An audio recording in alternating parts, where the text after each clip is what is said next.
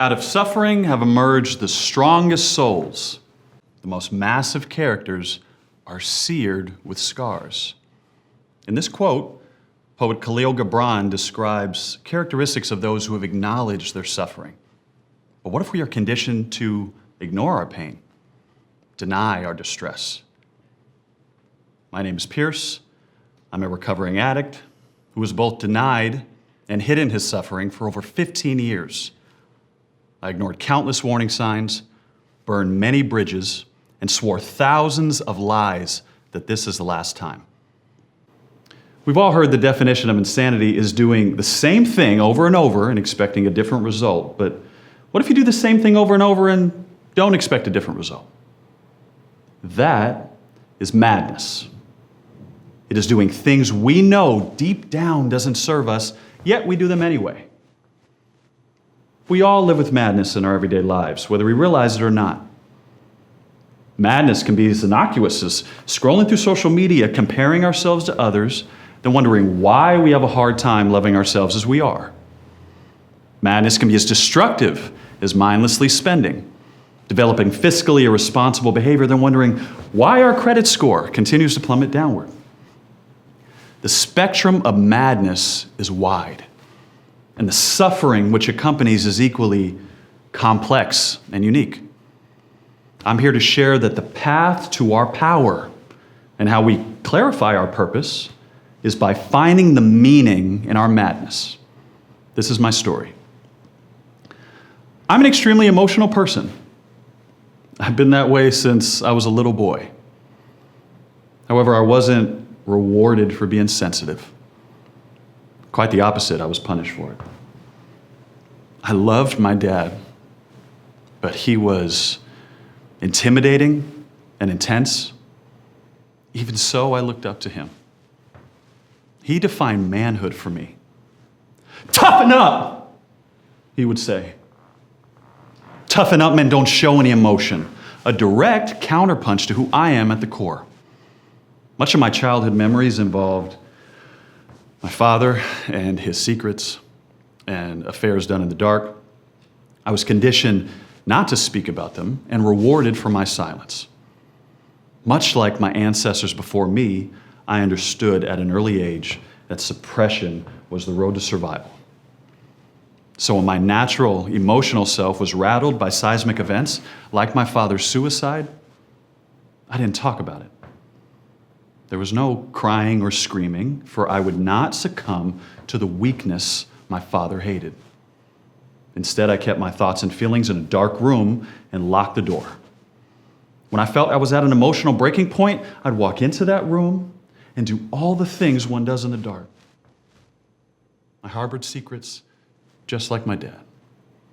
The only way to escape madness was to indulge in it. I used my foolish behavior to offset my painful emotions. I welcomed madness with open arms. At the end of 2019, I achieved one of my biggest goals. I gave my first TEDx talk. It was a prideful moment. This great accomplishment came at a time of great despair.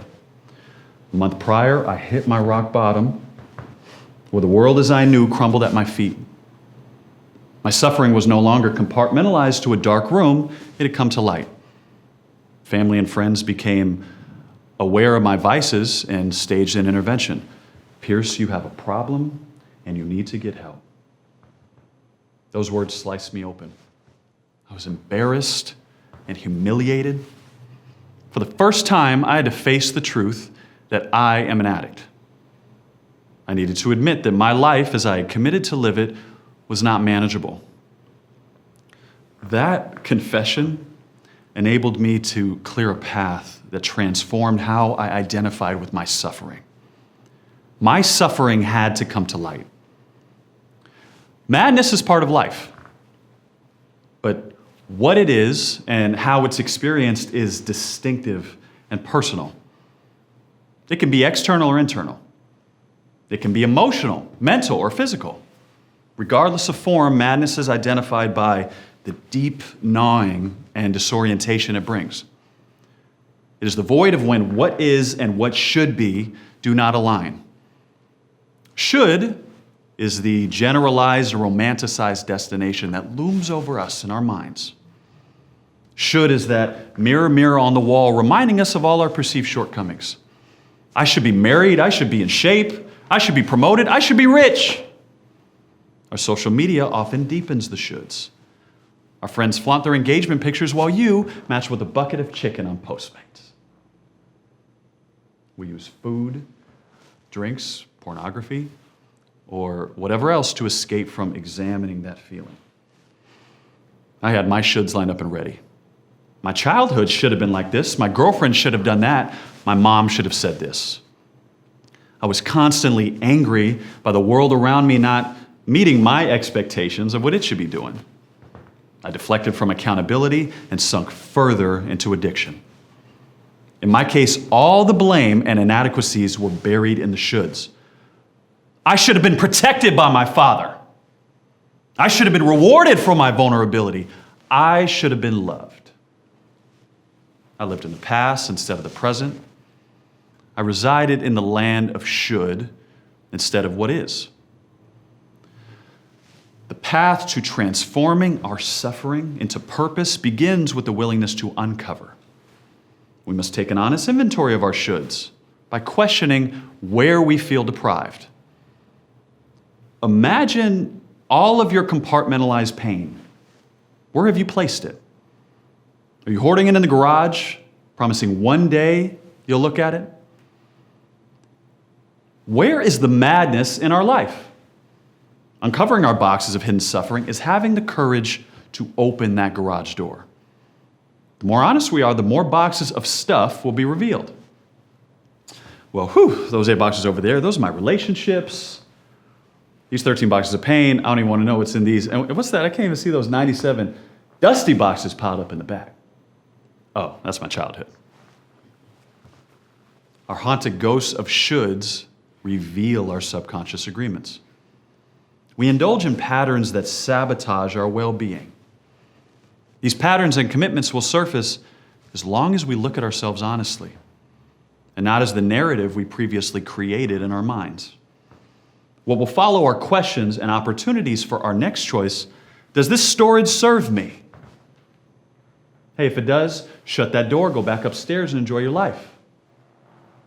But if it doesn't, and we're honest with ourselves, we will see that our lives will not improve with the mess that we are carrying. The next step becomes clear. Discover what is in those boxes. Socrates said the unexamined life is not worth living. The more we examine our story, the better we can define, dissect, and discover what serves us. This deep examination is called a fearless inventory. Not what I would consider to be a fun exercise, but necessary for us to begin transforming the madness in our life. In this round of inventory, we discover our meaning. Meaning is the context in our life that informs our choices. Meaning has the ability to change the relationship with our suffering because it can provide the opportunity for clarity and the lessons we need. Meaning can clarify purpose. When I began the discovery process, I realized I had deep-seated anger. I wrote down every gripe, complaint, and disillusion from as far back as I can remember. To my surprise, I resented nearly every person I had ever met in my life. Basically, I hated everybody. The only person that wasn't on that list was my therapist, and only because I had known him long enough. The more I unpacked, the more patterns were revealed. In each of my resentments, I found the same fears. A fear of what people think of me, a fear of being alone, a fear of not being accepted, a fear of not being loved. This process can be overwhelming, but it allows us to discover a new outlook that is worthy of commitment. We can look at our fears and discover root causes. We can define boundaries and set them. If we do not act, this inventory will most certainly duplicate in our future. when we begin to sift through and organize our boxes, we can look around and see we've created space, there is order, and there is room to recover. When I made the choice to dig deep and expose my dark closet full of secrets, I wasn't sure that I would recover. Recovery requires a rewiring of our belief system because our previous archaic belief is one that enabled our suffering. This new mental framework needs to be disconnected from limited, powerless sources and plugged into a consistent, unlimited, and boundless energy, a power greater than ourselves. What in your life can provide hope, faith, and light? It can be an idea, a principle, family, the universe, a supreme being, etc. Unfortunately, the only thing it can't be is you. We identify that power greater that we could trust. We articulate why we could trust it. Then the toughest part, we have to surrender to it. My surrender and hope rest in my greater power that loves me even if the rest of the world didn't. It gave me purpose to move forward. If you can find the meaning in the suffering, you will, like Khalil Gibran wrote, emerge as the strongest soul. A massive character. Recovery allows us the time to emerge as strong characters. Finding peace is no longer this distant phenomenon that rings hollow. For me, part of this process has been this greater power that walks with me, is for me, and never against me. It revealed my purpose through my suffering because it held meaning. We all have natural abilities. I am gifted at communicating effectively. I am persistent and take initiative. During recovery, I realized those powers were used as shortcuts to get what I thought I wanted. I manipulated my powers for short-term, empty pleasures.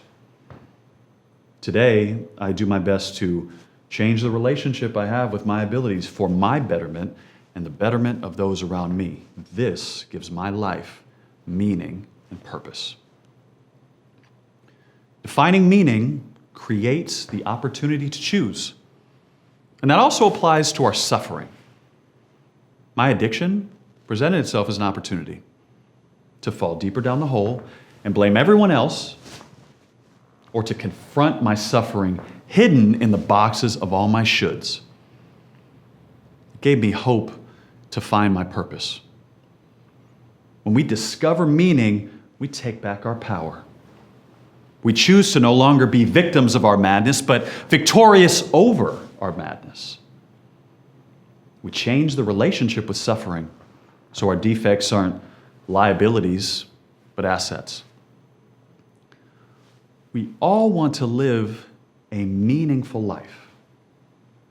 And we are constantly appraising where our life fits in society. Uncover, discover, recover is the collective act of mapping out the grooves in our individual puzzle piece. Meaning is fitting your piece into the puzzle of humanity. Picture your suffering. Open up that garage door and look at all the things you packed away. Keep what is worth keeping and trash the rest. You might not be able to root it all out in one haul, but little by little, engaging with life, understand more boxes will come. Especially if you're an Amazon Prime member. Our story is our unique power. Our story has meaning. There will be treasures in those boxes for us and gifts in those boxes for others. Every time I tell my story, I release some of the stigma and shame. When I turn on the light in the dark room, I've acknowledged my guilt. Boxes in the garage, I've taken inventory, and exposed some deep heartache.